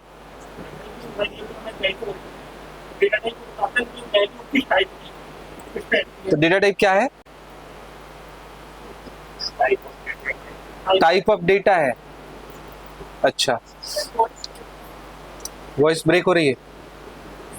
ऑफलाइन में तो नहीं ब्रेक हो रही ना? चलिए ठीक।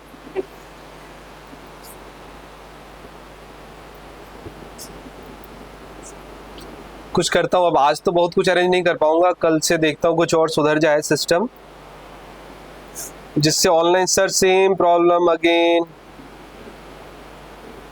क्यों रहा भाई, इंटरनेट स्पीड नहीं है क्या?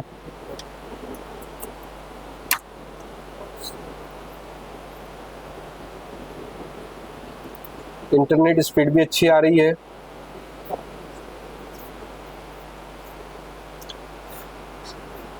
चलिए ठीक है, थोड़ा सा एक बार वेरिएबल्स तक, डेटा टाइप्स तक मैं पहुंच जाऊं और फिर उसके बाद फ्री करेंगे, कल से और बेटर वे में स्टार्ट करेंगे क्लास को। Holding data like int, string, Boolean.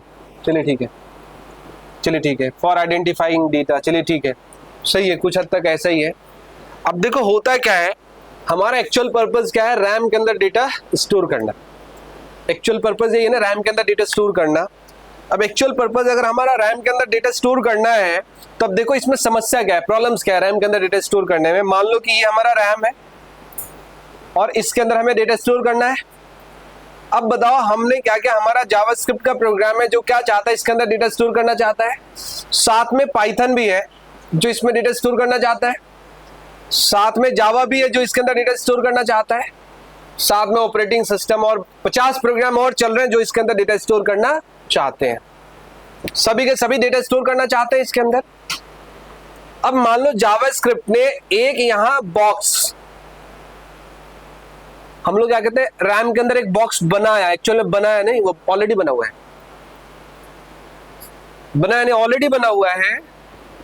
तो जावास्क्रिप्ट ने क्या क्या, एक बॉक्स में जाकर के 5 स्टोर कर लिया, पाइथन वाला नाराज होगा, इसी बॉक्स में 55 रख लिया।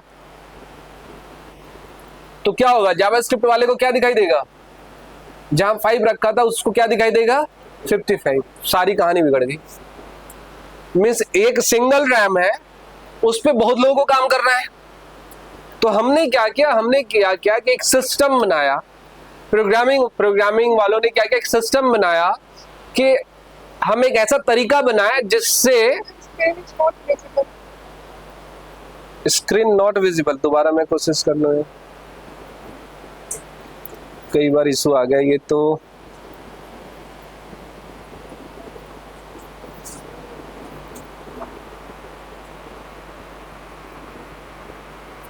अभी मैंने स्क्रीन शेयर कर दिया दोबारा।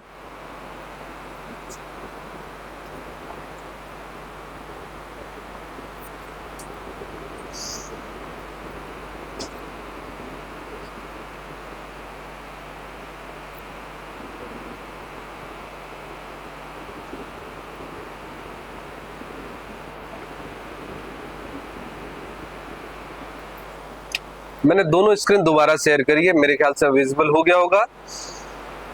अब फिर मैं थोड़ा पॉइंट्स पे आता हूँ, ठीक है। अगर कुछ स्टूडेंट्स को प्रॉपर नहीं दिखा होगा तो मैं, ये टॉपिक्स ऐसे हैं कि मुझे एक दो बार रिवाइज तो कराना ही कराना है, क्योंकि अभी तक आपने उस स्टाइल से माइंड में सेट नहीं किया। हमें थोड़ा जैसे कहते हैं ब्रेन वॉश करके ना उसमें दोबारा से चीजें एडजस्ट करानी है, तो एक दो बार लगेगा, फिर आप प्रॉपर सेट हो जाओगे, वैसे उसी ढंग से सेट हो जाओगे। तो देखो मैंने क्या कहा, मैंने कहा क्या कि जेएस वाला भी रैम यूज कर सकता है, पाइथन वाला भी यूज कर सकता है, तो ऐसे काम चलेगा नहीं। तो सिस्टम क्या बनाएगा, सिस्टम बनाएगा कि भाई रैम के अंदर आप स्पेसेस को रिजर्व कर लो जिससे दूसरा कोई उसको यूज ना कर पाए। जैसे ट्रेन में जाते हो आप तो पहले से रिजर्वेशन कराते हो ना, क्यों कराते हो? उस पर दूसरा आगे बैठ जाए? नहीं, इसलिए कराते हो बड़े आराम से जाओ, आप बैठना है तो बैठ करके जाओ, यही सिस्टम होता है। ठीक वैसे ही हमारे पास क्या है, रैम के अंदर मेमोरी को रिजर्व करने का सिस्टम बनाया गया है, कि मेमोरी के अंदर रिजर्व करने का सिस्टम बनाया गया है। अब जब रिजर्व करने का सिस्टम बनाया जा रहा था तो कोई क्या करेगा, पूरा रैम ही रिजर्व कर लेगा? ऐसा नहीं है। फिर बताया कि नहीं, आपको जितनी जरूरत है मेमोरी की उतना रिजर्व करो। तो उसके लिए कोई तो तरीका देंगे, हम कोई तरीका देंगे। तो उसके लिए कॉन्सेप्ट्स बनाया गया कि मेमोरी रिजर्व करने के लिए आपको क्या यूज करना है, आपको डेटा टाइप यूज करना है। अगर आपको 2 बाइट्स की मेमोरी चाहिए तो ये डेटा टाइप यूज करो, अगर आपको 4 बाइट की चाहिए तो ये यूज करो, आपको 100 बाइट्स की चाहिए तो ये यूज सुन रहे। तो डेटा टाइप की जो मेरी डेफिनेशन कहती है, क्या कहते हैं, it is a technique by which we can reserve memory blocks into RAM. बाकी डेफिनेशन एक बुक वाली है, लिख लो, आप लिख लेना आप बुक वाली, ठीक है। लेकिन जो मेरी डेफिनेशन कहती है वो क्या कहती है, डेटा टाइप के बारे में जो मैं कहता हूं वो क्या कहता हूं, ध्यान समझना। It is a technique by which we can reserve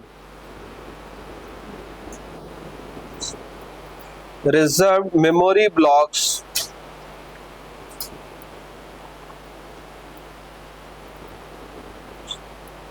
into RAM, memory blocks into RAM। तो डेटा टाइप्स क्या कहता है, डेटा टाइप्स कहता है क्या कि आप क्या कर सकते हो, मेमोरी ब्लॉक रिजर्व कर सकते हो। पहला जो इसका यूज है वो क्या है, वो है ये टेक्निक है जिसके द्वारा मेमोरी ब्लॉक्स रिजर्व कर सकते हैं। और दूसरा जो बड़ा इंपॉर्टेंट क्या है, नंबर 2 क्या है, it is use to create what, variables.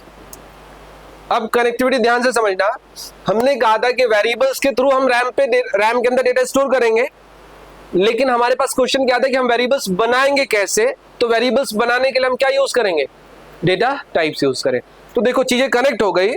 अगर हमारे पास डेटा टाइप्स है तो हम क्या बना लेंगे, वेरिएबल्स बना लेंगे, और अगर वेरिएबल्स बना लेंगे तो हम क्या स्टोर कर लेंगे, उसके अंदर डेटा स्टोर कर लेंगे। तो चीजें कनेक्ट हो गई।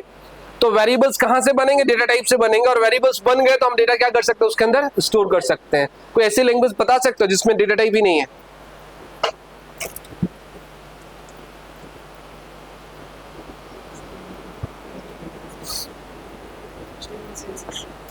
अच्छा चलो, HTML तो शायद लैंग्वेज ही नहीं है, लेकिन सब में डेटा टाइप्स है। ऐसी कोई लैंग्वेज नहीं है जिसमें डेटा टाइप्स नहीं है, ऐसी कोई लैंग्वेज नहीं है जिसमें कोई डेटा टाइप नहीं है, सारी लैंग्वेज में डेटा टाइप्स है। और डेटा टाइप्स का हर लैंग्वेज के अंदर यूज क्या होता है, वेरिएबल बनाने में यूज होता है। तो जैसे CSS अगर कहते हैं तो CSS तो प्रोग्रामिंग लैंग्वेज है नहीं, ठीक है। तो CSS का कॉन्सेप्ट अलग है, लेकिन इंटरनली जो बनाया गया ना, अगर उसको आप डेप्थ में देखोगे तो सभी कुछ आपको वेरिएबल्स और ऐसे ही दिखाई देगा। मैं यहाँ से पढ़ने के बाद जब HTML पढ़ाऊंगा तो कंपेयर आपको बताऊंगा HTML के वेरिएबल्स कैसे रिलेट हो रहे हैं, जो जावास्क्रिप्ट के कॉन्सेप्ट है उससे कैसे रिलेट हो रहे हैं। तो जैसे आप सारा रिलेट करोगे आपको समझ में चीजें आने लगेंगी और बड़े आराम से उनको एक्सेस करने लगोगे। तो हमने कहा it is used to create variable. तो आपको आज के लेक्चर से एक पॉइंट ध्यान रखना है, क्या डेटा टाइप की डेफिनेशन ध्यान रखनी है। Data type is a technique by which we can reserve memory blocks into RAM, पहली बात, ठीक है।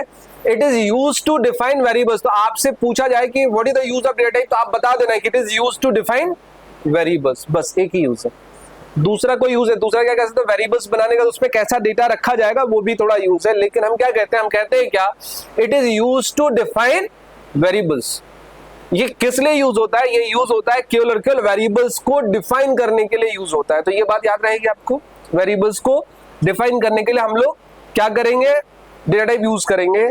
और फिर हम क्या कहते हैं, अगली 2 लाइन और याद रखना है, variables are use to store data. ये 2 लाइन बड़ी इंपॉर्टेंट है और मैं क्लास में कम से कम बार बार आपसे पूछता रहूंगा, what is use of data type and what is the use of variables. क्योंकि काम ही हमें क्या करना है, डेटा स्टोर करना है, रिट्रीव करना है। इसको भूलोगे कहानी खराब हो जाएगी। और आपको प्रैक्टिकल बताऊंगा अगले लेक्चर में, किसी लेक्चर में पूछूंगा what is the use of variable, बच्चा भूला रहेगा। इतना बोलने के बावजूद 2 ही कॉन्सेप्ट है, डेटा टाइप का यूज मैंने बताया, अब मैं पूछूंगा what is the use of data type, तो फिर वही पुराना कॉन्सेप्ट दिमाग में घूमेगा, लेकिन उसको निकालना है। जैसे मैं बता रहा हूं कि भाई डेटा टाइप का यूज क्या है, वेरिएबल्स बनाना है। आप दिखा दो ना इसके अलावा कुछ यूज किया है तो, और जब आपने इसके अलावा कुछ यूज नहीं किया तो फिर सोच कैसे सकते हो इससे अलग। तो हमें प्रैक्टिकल लाइफ में जीना है, हमें प्रैक्टिकली करके समझना है कि भाई प्रैक्टिकली हम किस चीज को कैसे समझते हैं, तभी हम आगे बढ़ पाएंगे, अदरवाइज नहीं बढ़ पाएंगे। तो हमने कहा क्या, हमने कहा डेटा टाइप के बारे में बताया, ये हमने टेक्निक बताया, डेटा टाइप्स के बारे में बनाया, ये हमने टेक्निक बना दी। अब हमें एज ए प्रोग्रामर हमें क्या करना है, हमें समझना है कि कैसे वेरिएबल्स बनते हैं, कैसे वेरिएबल एक्सेस होते हैं, क्या होते हैं, ऐसे बहुत सारी चीजें समझनी है। तो मैं 1-2 लाइन आगे बढ़ता हूं। यहां तक किसी को कोई डाउट? ऑनलाइन वाले पता नहीं सुन पाए हैं सही से, नहीं सुन पाए हैं, अभी ठीक चल रहा है क्या? काफी लोगों ने बताया सर पाइथन में, एक बच्चे ने बता दिया पाइथन में डेटा टाइप नहीं होता है। ऐसा नहीं है, डेटा टाइप होता है, मैंने पाइथन पढ़ा है और पढ़ाया भी है और बहुत अच्छे से जानता हूं, ठीक है।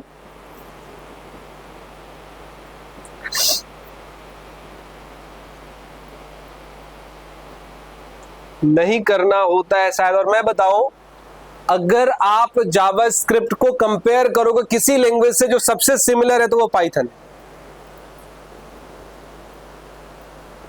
मैं चाहूं तो यहाँ पाइथन के बच्चों को दोनों को पैरेलल बैठा के पढ़ा सकता हूं, क्योंकि दोनों एक जैसे।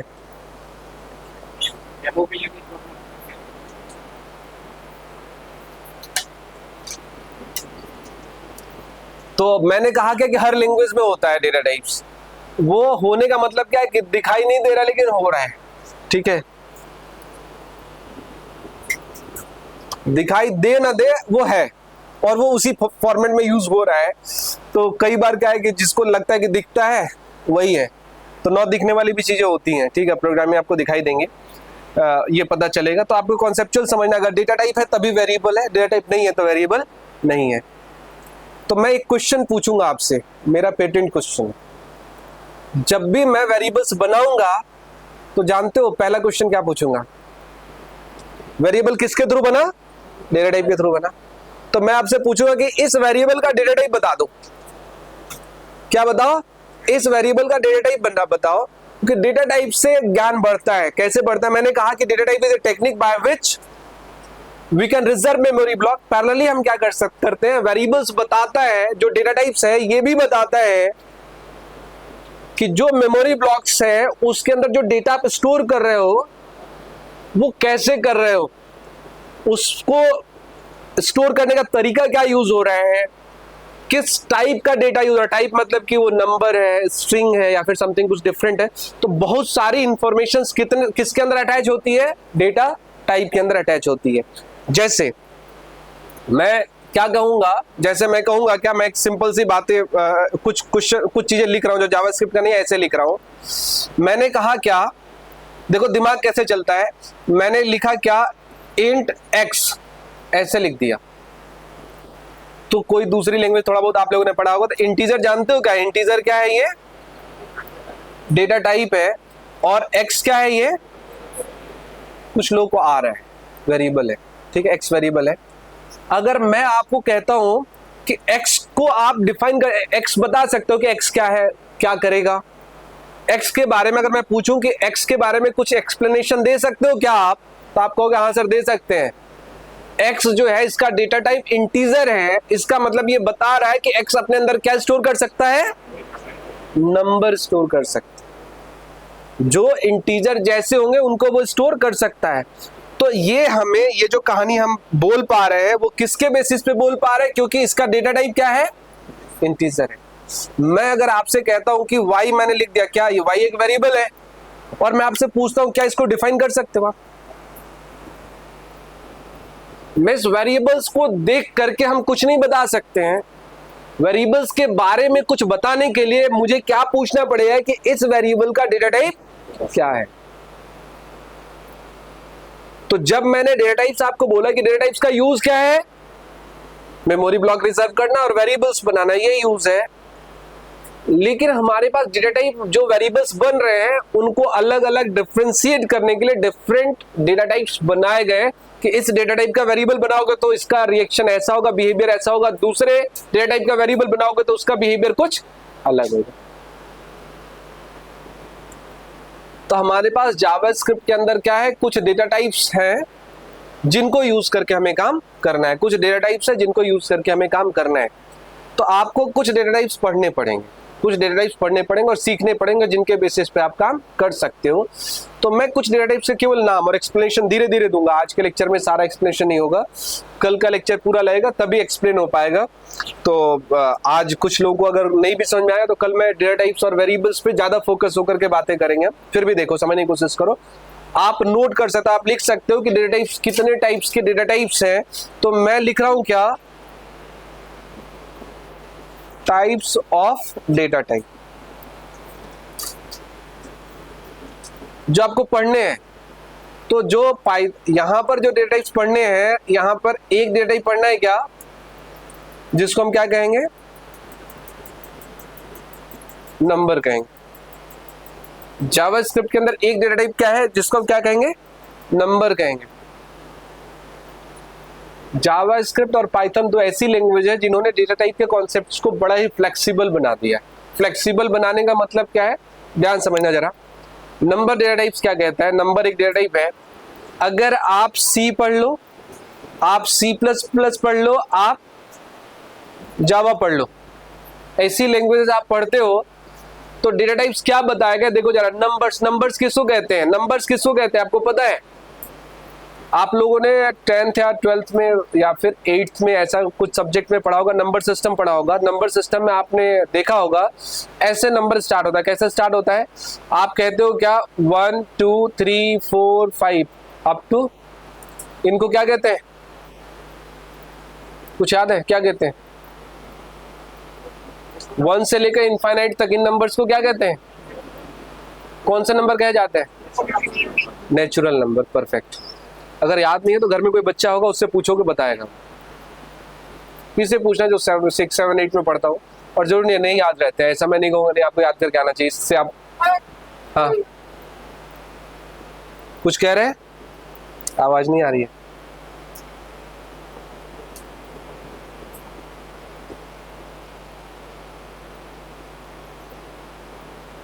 आज मैं देख रहा हूँ सारे बच्चे जिन्होंने ज्वाइन किया सभी के सभी रुके हुए हैं। ये अच्छी बात है, आप जब लेक्चर्स ज्वाइन करो तो रुके रहो, सुनते रहो ध्यान से। बोर तो नहीं हो रहे आप लोग, कहानी ज्यादा लंबी तो नहीं हो रही है, ठीक है? तो कॉन्सेप्ट या 3 4 5 पढ़ाने हैं, जल्दी जल्दी पढ़ा दूंगा तो 2 दिन में कोर्स खत्म हो जाएगा। पढ़ाना कितने 6 महीने पढ़ाना है, ठीक है? और इन्हीं कॉन्सेप्ट्स को पढ़ाना है, सोचो कैसे पढ़ाया जाएगा, इससे ज्यादा पढ़ना ही नहीं होता है। मैं हर कॉन्सेप्ट को रिलेट कर दूंगा आपके इन्हीं कॉन्सेप्ट से, जो चीजें बोला है, या तो वेरिएबल, या तो फंक्शंस, या तो क्लासेस, ठीक है? कुछ इससे अलग आ गया तो आप बता देना कि सर आपने बोला था 3 ही चीज पढ़ाओगे, चौथी कैसे पढ़ा दिया आपने, ठीक है? तो ये आप पूछ सकते हो, क्वेश्चन रेज कर सकते हो। मैं हर कॉन्सेप्ट को रिलेट करूंगा इन्हीं से। तो खैर चलो, मैं यहाँ आता हूँ दोबारा से। और मैंने कहा ये हमारा नेचुरल नंबर है, इसको कैपिटल N से डिनोट करते हैं। अगर इसमें 0 ऐड कर दो तो क्या हो जाता है, होल नंबर हो जाता है, W हो जाता है। और फिर यहाँ -1 up to -2 up to infinity हो जाता है, तो इसको हम क्या कहते हैं, इंटीजर कहते हैं। तो जो डेटा टाइप बनाए गए हैं, डेटा टाइप बनाए नंबर्स के लिए, स्पेशल डेटा टाइप बनाए। जैसे सी पढ़ोगे आप, तो सी पढ़ते हो, जानते हो कैसे सिखाया जाता है? नंबर इंटीजर्स को स्टोर करने के लिए जो डेटा टाइप्स बनाए गए, ध्यान से देखना। एक डेटा टाइप है जिसको कहते हैं सी के अंदर बाइट, एक डेटा टाइप है जिसको कहते हैं शॉर्ट,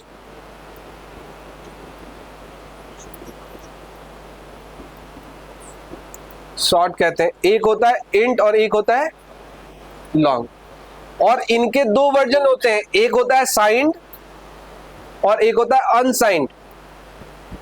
मीन्स 4 4 के 8 होते हैं। साइंड मतलब क्या होगा, प्लस माइनस दोनों लेगा, अनसाइंड मतलब केवल और केवल प्लस लेगा। ठीक है, ये पढ़ लिया आपने। और फिर इंटरव्यू में बैठोगे ना तो इंटरव्यूअर क्वेश्चन दे देगा, एक बहुत बड़ा नंबर है जो लॉन्ग में भी नहीं आ रहा, उसको कैसे स्टोर करोगे? और आप पूरा गूगल करोगे, आपको मिलेगा ही नहीं, या मेहनत लगेगा। देखो इतने सारे 8 डेटा टाइप्स हो गए, फिर भी नंबर को हैंडल करना डिफिकल्ट हो रहा है। जावास्क्रिप्ट वालों ने कहा कि मेरे पास इतने डेटा टाइप ही नहीं है, एक ही डेटा टाइप है जिसका नाम क्या रख दिया, नंबर। चाहे वो इंटीजर हो, चाहे वो नेचुरल नंबर हो, चाहे वो होल नंबर हो, चाहे वो डेसिमल हो, चाहे वो फ्लोटिंग हो, सब कुछ क्या है, नंबर है। और कितना बड़ा नंबर स्टोर कर सकता है ये, कितना बड़ा? कुछ लोग बता सकते हैं इतना बड़ा सब नंबर स्टोर करेगा, तो बताने के तरीके हैं। ठीक है, अब ऑनलाइन वालों को दिखाई दिया नहीं मैंने कैसे पढ़ाया। ठीक है, मैं बता देता हूं, मैंने हाथ फैला करके बताया कि इतना बड़ा नंबर आप स्टोर कर सकते हो। ठीक है, तो इतना बड़ा की कोई डेफिनेशन नहीं है कितना बड़ा। ठीक है, तो कोई रेंज तो है नहीं, तो बहुत बड़ा नंबर स्टोर कर सकते हो। बहुत बड़ा मीन्स आपको जितनी जरूरत है उतना आप स्टोर कर सकते हो। अब देखो ये सारी बातें कितनी अनप्रैक्टिकल है, प्रैक्टिकल नहीं है। सी वाला कहता है क्या, सही कहता है कि आपने बाइट बनाया तो एक स्पेस हुआ, एक बाइट का स्पेस हुआ, उसमें जितना नंबर रख सकते हो उतना ही रख सकते हो। 2 बाइट का स्पेस लोगे तो जितना बड़ा रख सकते हो। 4 बाइट का लोगे तो जितना बड़ा रख सकते हो। अब ये नंबर क्या है, नंबर जो कितना भी बड़ा रख सकता है, ऐसा कैसे बना सकते हो? ये कैसी बात हो गई? ये ठीक वैसी ही बात हो गई कि जैसे घर में अलमीरा देखा आप लोगों ने, तो अलमीरा के साइज अलग अलग बनाए जाते हैं। क्यों बनाए जाते हैं? तो जैसा सामान है वैसा सेट करोगे। आपसे कहा जाए कि घर में एक ऐसा अलमीरा बनाओ जिसमें कुछ भी सेट हो जाए, मीन्स आपको पर्स रखना है पर्स चला जाए, आपको सूटकेस रखना है सूटकेस चला जाए, आपको बेड उठा के रखना है तो वो भी चला जाए। बना पाओगे? लेकिन जावास्क्रिप्ट वालों ने ऐसा ही काम कर दिया है। तो अगर इंटरनल हम जाएंगे तो इसका मतलब क्या हुआ कि इंटरनली इन्होंने कुछ तो किया होगा। और ये कॉन्सेप्ट ठीक पाइथन में भी ऐसा है, अगर नहीं पढ़ा तो ऐसे पढ़ना पड़ेगा। जो मैं यहां बता रहा हूं एज इट इज कहां वेरिएबल्स के साथ सेट हो जाएगा, पाइथन में सेट हो जाएगा। एज इट इज कहां सेट हो जाएगा, पाइथन के अंदर सेट हो जाएगा। तो हमें वेरिएबल्स के साथ पाइथन में ऐसे ही सेट करना है।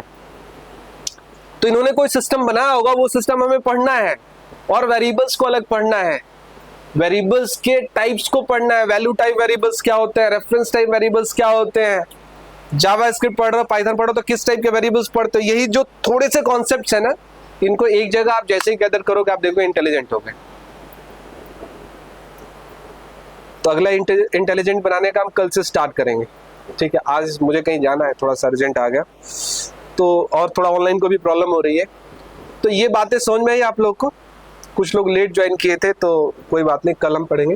अभी बीच में मेरा बैच में भी कुछ स्टूडेंट्स आएंगे भी, तो मुझे बैकअप वगैरह भी देना पड़ेगा। तो दे करके जैसे कुछ लोगों का कुछ छूट जाए तो नेक्स्ट बैकअप क्लास जो होगी उसमें आप वो क्लासेस अटेंड कर सकते हो या फिर वीडियो भी देख सकते हो। ठीक है, वीडियो में भी एज इट इज वैसा ही कहानी चल रहा है, तो वो देख सकते हैं आप लोग। और आपके जितने क्वेश्चंस माइंड में आ रहे हैं, जैसे एक क्वेश्चन आया था, क्या क्वेश्चन था कि नो सिक्वल जो है, तो ये क्वेश्चन आने चाहिए, मैं बताऊं। और आप कभी ना सोचो कि आप क्वेश्चन कैसा पूछ रहे हो, चाहे गलत क्वेश्चन पूछ रहे हो, ये मुझे बताना है ना। और मैं हमेशा आपके क्वेश्चन का रिस्पेक्ट करूंगा। ऐसा नहीं आ रहे क्या क्वेश्चन पूछते हैं, ऐसा नहीं होगा। ठीक है, तो क्वेश्चन अगर आप पूछ रहे हो तो आपको नहीं पता तभी पूछ रहे हो। ठीक है, ये मानना है। और क्लास ऐसा प्लेस है, मैंने बताया, जो यहाँ शर्म करेगा ना वो कुछ नहीं सीख पाएगा। ठीक है, तो आपको ये नहीं देखना है कि आप दूसरे से अच्छे हो खराब, आप अपना देखो बस कि मुझे तो सीखना है, जैसे सीखना है। मैंने फी पे किया है और मुझे सीख करके जाना है, बस ये कॉन्सेप्ट्स को अपने माइंड में सेट करो और सीख जाओ। तो आज इतने रखते हैं, मैं जो है कल पढ़ाऊंगा आपको। ठीक है, कल सेम टाइम 10:15 से स्टार्ट होगी क्लास और 12 तक चलेगी। ठीक है, और हो सकता है मैं फ्राइडे भी क्लास ले, कल तो थर्सडे है ना। ठीक,